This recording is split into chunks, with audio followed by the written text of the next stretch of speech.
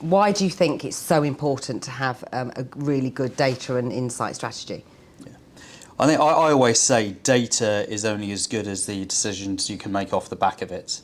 And I think every organisation in the world is totally focused on, the data that they have. So I think, information is either readily available or there's too much of it and you can't interpret it to make decisions very, very quickly. The reason why organisations are mostly focused on data are for two reasons. One is, they need to read internal data to make business decisions for the business internally. But secondly, I think where the opportunity resides is around understanding consumers a lot better.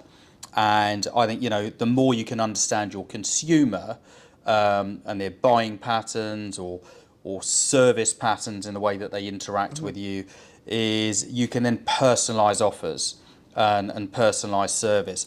A good example of that would be Amazon.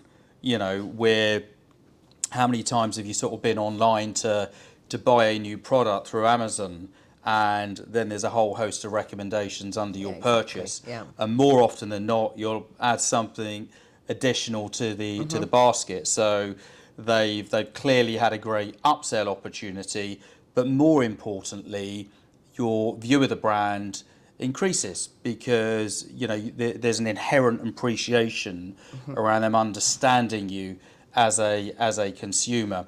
So I think if they're the North Star in terms of customer service and interacting with brands, many other companies around the world are trying to do something different. Data strategies in themselves are quite complicated because when you're a multinational, for example, working with lots of different systems, potentially because you've grown through acquisition, a multitude of systems, how do you then extract that data in a way whereby you can make real decisions and extract that data and view it with clarity? So the way to deploy a data strategy, again, always comes back to what is it that you're trying to achieve?